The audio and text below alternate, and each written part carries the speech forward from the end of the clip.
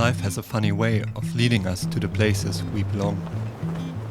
At some point, the outdoors stopped being just a place we went to. It became life itself. Setting up camp under open skies, going to sleep with the wind, walking for miles with nothing but what we carry on our backs. This life became second nature, with Tashi by my side and Odin running ahead. These moments feel as natural as breathing. Hard to believe, but 10 years ago, I had never slept alone in a tent or done a long distance hike. It all started here, 2014. New Zealand pulled me into the outdoor world. My first night alone in a tent, right next to a wall of ice. Thrilling and terrifying at the same time. But stepping out of my tent the next morning, with the sun rising over a surreal landscape, that moment burned itself into my memory. From then on, I kept wandering. Walking hundreds of kilometers, spending more nights in a tent than anywhere else. Learning to read the land, trust my instincts, and embrace the unknown. I followed endless trails through remote valleys, slept in high alpine terrain, and stood in landscapes so vast they made me feel incredibly small. With every step, I learned. I found my inspiration in the Nordic countries. The solitude I once felt unfamiliar became something I sought out. Over time, I found a partner who loved all this just as much as I did, someone who also felt at home in the wild. And as if the team was not complete yet, soon a four-pawed adventure buddy joined our gang. Together we set out on countless hikes, climbed mountains, spent endless nights in a tent, and simply enjoyed these places. Looking back, that trip to New Zealand was more than just an adventure. It was a shift, the beginning of a deeper connection to the wild.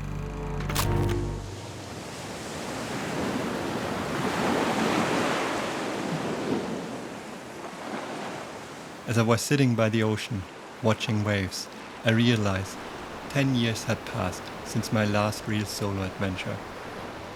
Yet the urge to do it again never faded. So why not now? I bought a map, traced the route from Norway to Sweden, and got a lift to the trailhead. There's battle lines being drawn, and nobody's right if everybody's wrong. Young people speaking their minds are getting so much resistance from behind. Every time we stop, hey, what's that sound? Everybody look what's going down.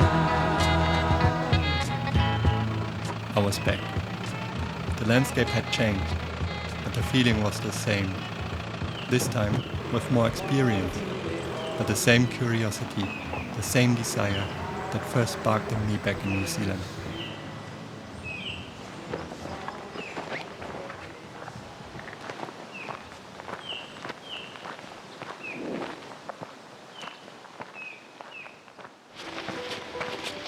But as dreamy as this whole solo hike therapy magic sounds, this was also the stage of Doub.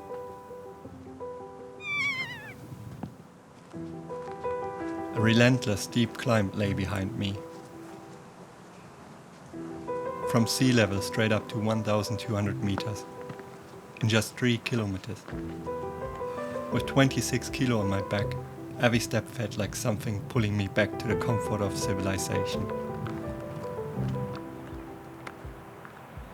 10 years had passed, a lot had changed. And I will not lie, I was not in the shape of my 25-year-old self anymore. So would I be okay alone? Was I even fit enough for this? My brain was too slow to process these thoughts. By the time I had answers, I had already gained altitude, sweat through all of my clothes, and I was too stubborn to turn around.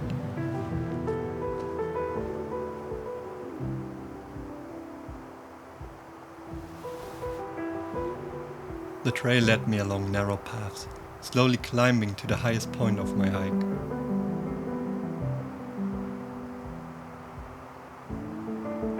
Still exhausted from the climb, I already felt the peace of this vast place.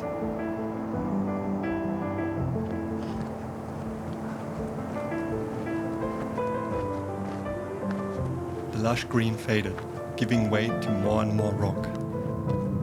The air grew colder, and in distance glaciers began to appear on the horizon. I continued further through a barren landscape, with large boulders and loose rock, and soon found myself surrounded by glaciers, surreal blue lakes, and an almost lunar terrain. But those glaciers meant meltwater, and meltwater meant rivers. The next stretch was lots of crossings, but for my luck, nothing too dangerous, with most only knee-deep.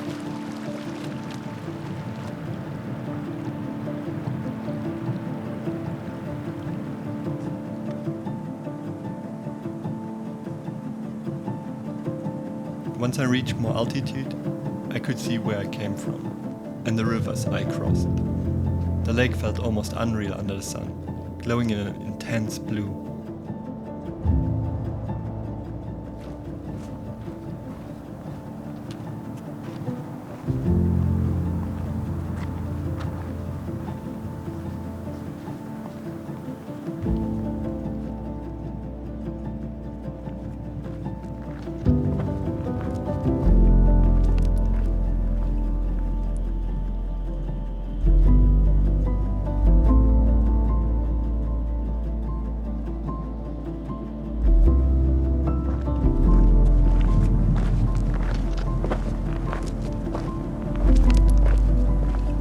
Slowly grass took over the landscape again, and eventually I reached a shimmering blue lake with a mountain hut nearby.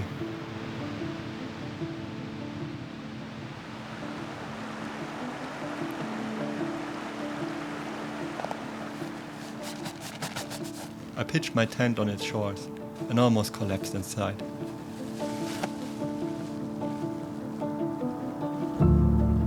Felt so good to finally call it a day and finish it off with a hot meal.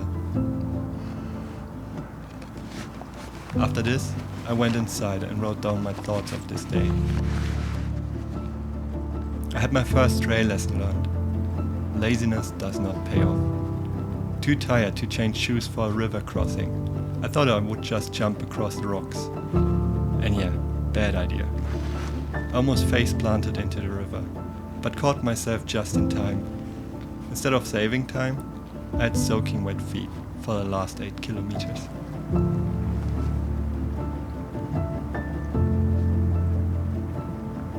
As the sun set, I went outside again. Alone with my thoughts in this amazing place, just staring out into the landscape, grateful to be here.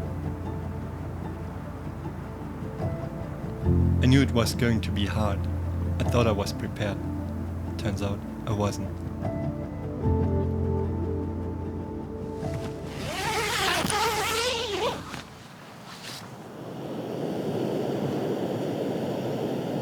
I woke up way too early.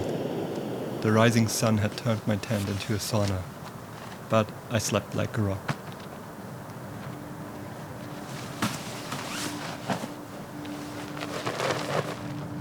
After breakfast, I took it slow. Ahead of me was a river crossing I'd been worrying about.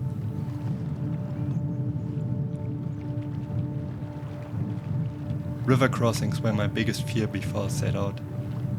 Alone, they can quickly turn dangerous.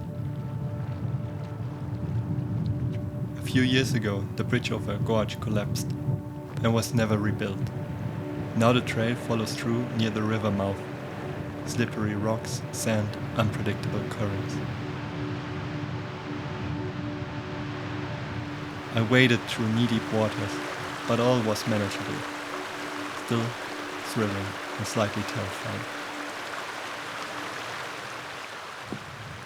Right. First river crossing done. Was quite okay actually. Was knee deep, and super cold. But I didn't film it because I was busy keeping me from falling. So it was quite slippery, the rocks, but in the end it worked out. So it's the most scariest part for me because I'm alone and you never know what happens if you slip and fall.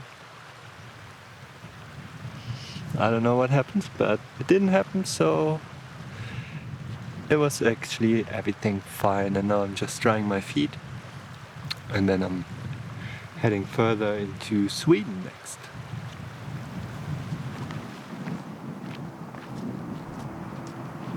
Slowly the landscape shifted again. Behind me, I could look back on the distant glaciers where I came from, whereas in front of me was a plain of grass and lakes. A few kilometers later, a small bright sign marked the country border, and I crossed into Sweden, a small milestone of my journey. Here I entered the so-called high country. The rugged barren mountains gave way to lush green valleys, with glacial rivers winding their way through the land, forming massive lakes. I hiked through grass meadows, deep into this beautiful wilderness.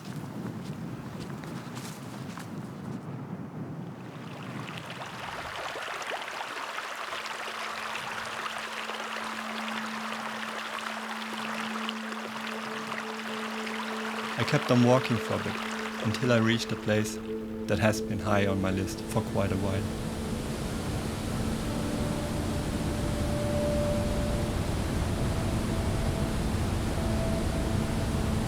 A small wilderness hut, nestled in this beautiful landscape, next to a waterfall and a massive lake.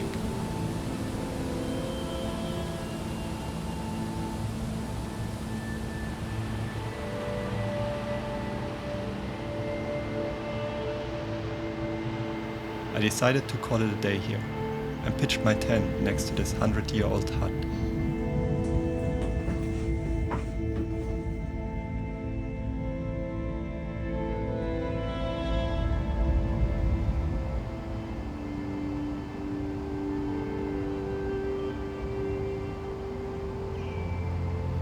A peaceful place that made me realize why I was doing this. For moments like these, the distant peaks of Norway lit up in the day's last light, while the lake in front of me was calm, with only gentle ripples breaking at its shore. And I just sat there, journaling, writing down thoughts, feeling humbled by the sheer scale of it all, yet incredibly grounded.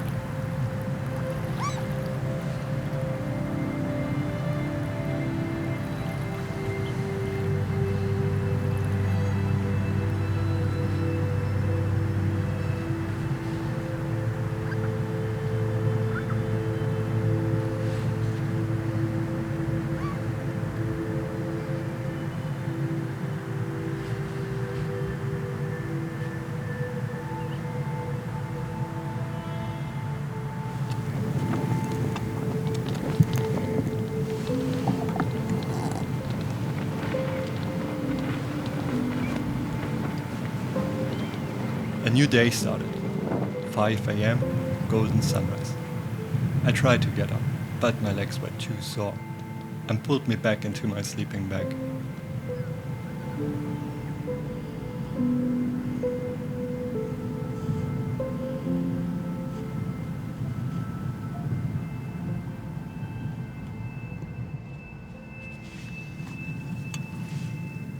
When I finally got up, the sky had turned grey and wind had picked up.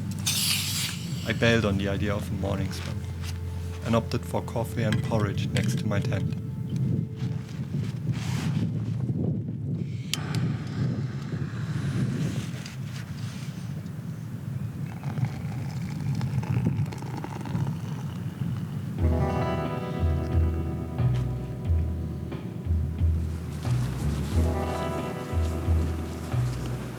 After packing up, I hiked to a nearby pass.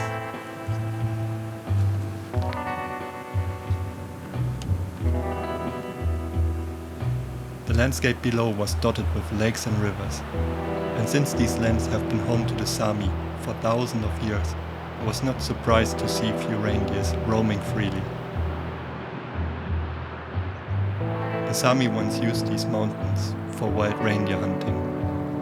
Today, they serve as a calving and foraging grounds for their semi-domesticated herds.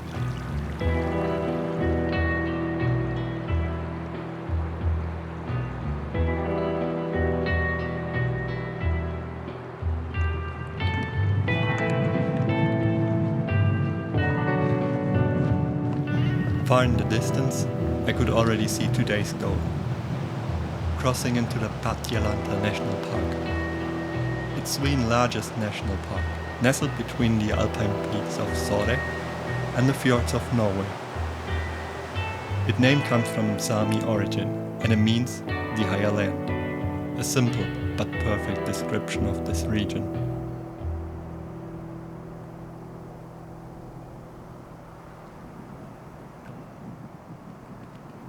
Hiking today felt effortless. Somehow I found my rhythm, one step after the other, in tune with my own pace. Resting when my body told me to. The pain from the first 2 days no longer dominated me. Instead, I felt pure joy hiking through this landscape. And the deeper I got into this wilderness, the better my mood became.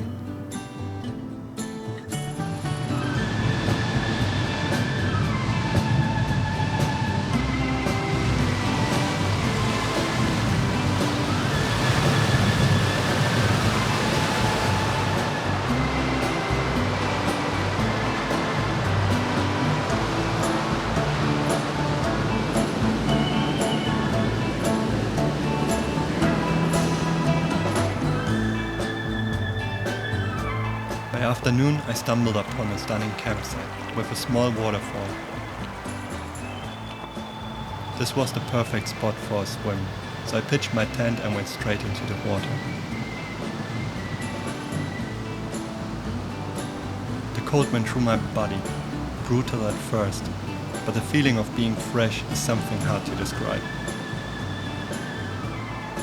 I sat on this rock for nearly an hour, drying off, listening to the waterfall and soaking up the warmth of the sun.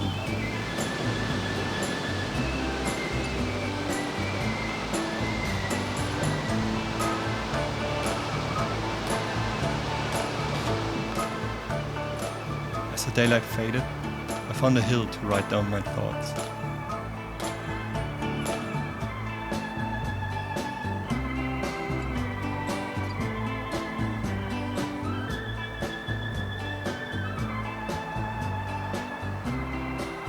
Completely submerged in this beautiful sunset, and the landscape bathed in golden light. From up here I could see it all, the glaciers where I came from, until the next stage of my trail. The open land stretching toward the Sami settlement of Stora.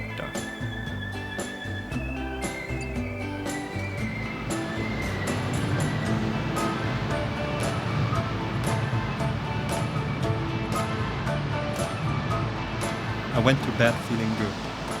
Today felt different. I do not fight the trail anymore. I move with it.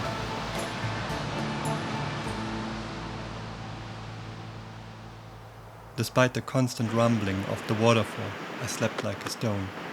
First, the noise was a bit overwhelming, but after a while, it became strangely calming. Plenty of coffee in the morning later, I packed up and headed out.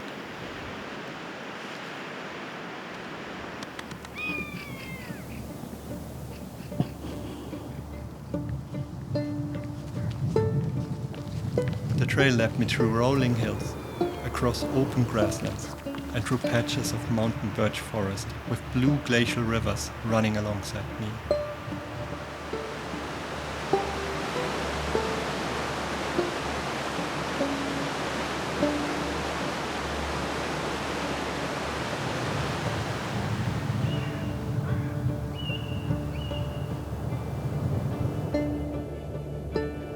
From a higher vantage point, the landscape opened up, revealing a vast plateau and two massive lakes.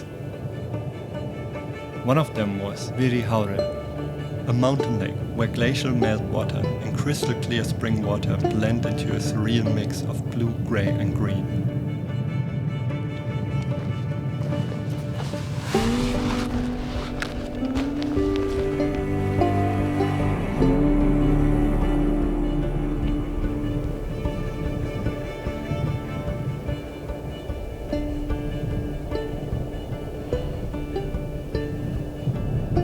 And on its shore, Lofoten, a Sami settlement.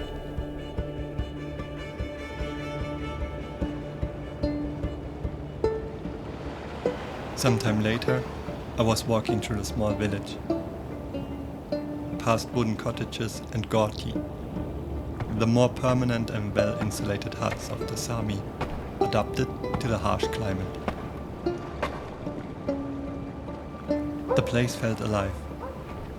The sound of dogs barking, people chatting, children laughing, and the distant thud of an axe filled the air. At the top of a small hill stood a church, also built in a Gorti style, blending into the landscape as if it had always been there.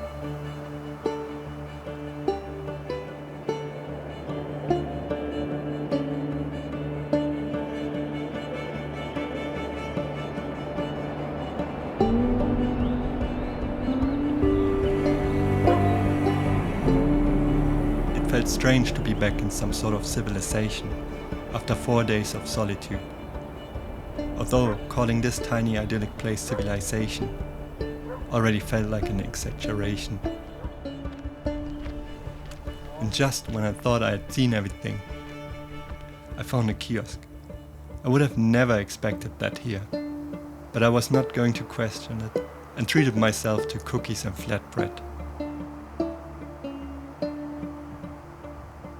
High on sugar, I continued north. The small trail climbed high above the lake, revealing breathtaking views over the blue water.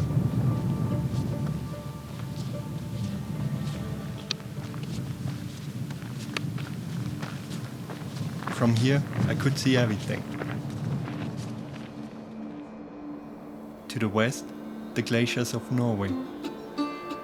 To the east, the rugged peaks of Sarek National Park, rising steeply on the far horizon. The weather had been perfect, except for some rain in the first 2 nights. The days had stayed stable. Strong sun, but with a cool breeze, keeping everything in my comfort zone. Still, finding a shady spot to rest was sometimes a challenge.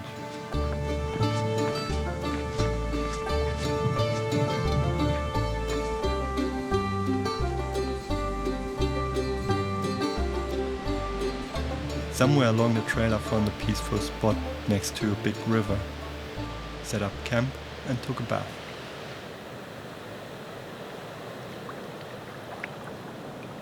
Later some other hikers arrived, and as the evening settled in, we sat outside, watching the peaks of Sarek glow in the last light.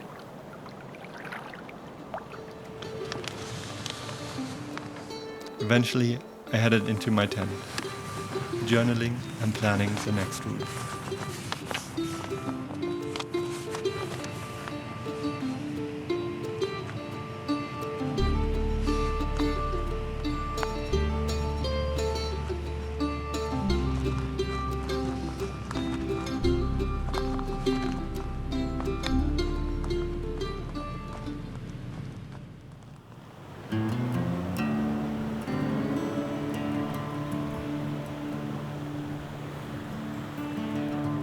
The day started easy, with a cozy breakfast together, before our ways parted again. Ahead of me lay hours of steady uphill, winding through bushes, open grasslands, and powerful glacial rivers rushing down the mountains.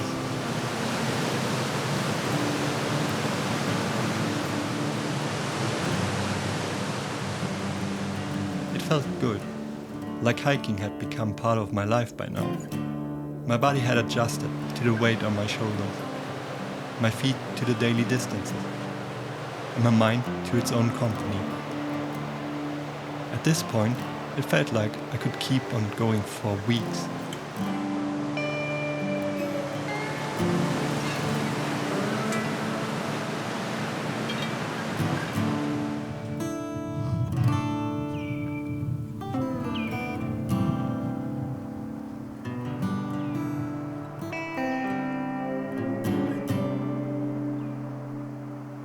As I climbed higher, the soft contours of Padjelanta gave way to the more dramatic peaks of Sarek and Stora Sjöfället National Parks.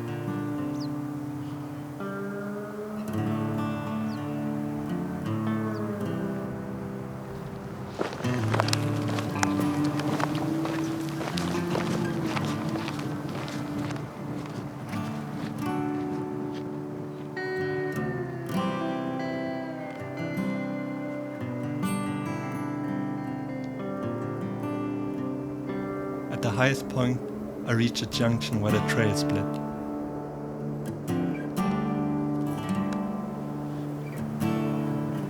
One part descended along the lake's coast, while the other, the old trail, crossed over the mountain range.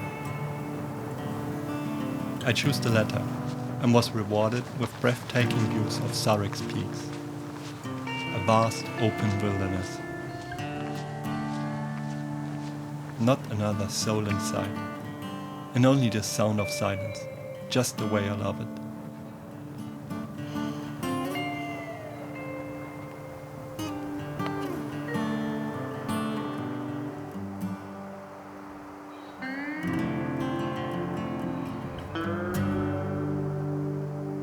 But the recent warm weather had taken its toll. Water was scarce. Many of the small rivers and creeks carried little to no water. In the end, I had to keep walking much farther than expected. Exhausted, I finally found a pond, enough to filter some water. And since it was already late and I was completely out of energy, I decided to set up camp right there.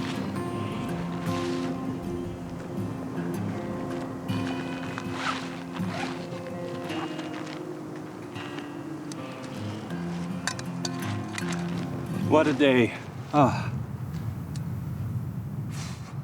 The way here was quite hard because there was almost no water. So I'm really happy to found a spot here next to a lake. So at least I can filter it. It looks a bit swampy, but I'll just filter it or boil it and then it will be fine. So yeah, that's from day whatever. I stopped counting.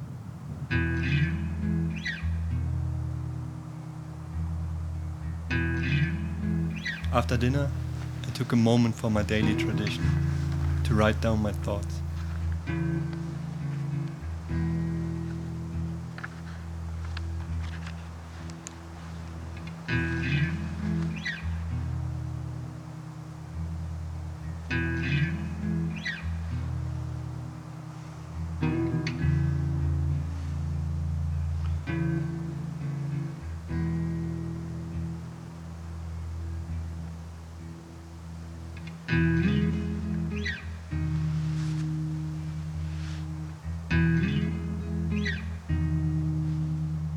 Then, as the last light faded, I climbed a nearby hill to watch the landscape in the golden light.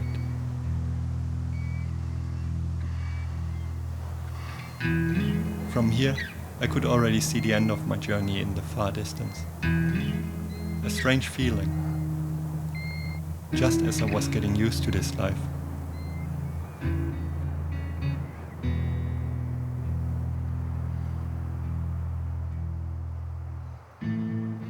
I watched the sun fade, the mountains turn red, and thought to myself, I don't want it to end.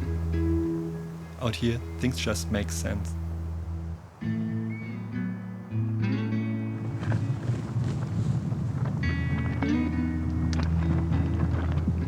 I woke up way too early again, with the first ray of sun shining directly into my tent. But as I looked outside, I felt at peace. The morning was silent, still, and beautiful. Time for breakfast. I filtered water, sat down on my rock, and took a moment to soak in the quiet.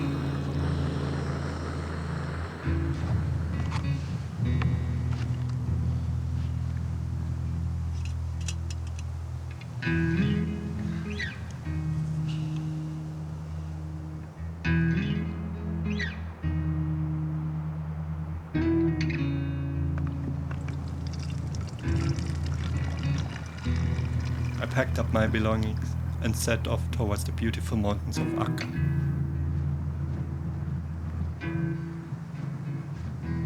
After seeing it only from distance for the past days, being so close to it now gave it a totally different scale.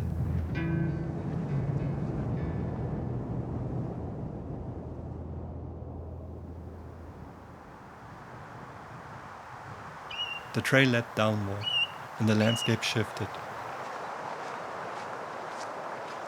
The open grasslands slowly transitioned into scattering birch forests with small creeks cutting through them.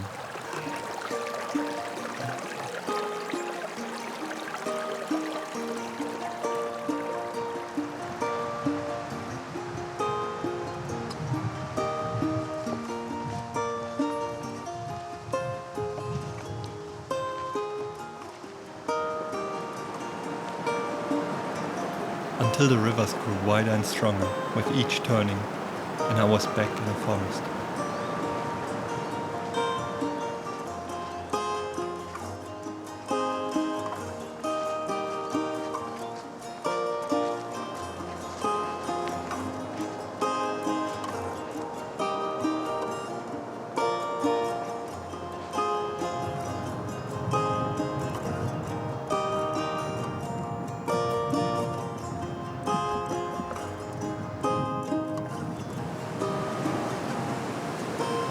And then I reached a major milestone of my journey. The bridge over the mighty Boyaetno River. For me, it stood as a symbol of my return to civilization.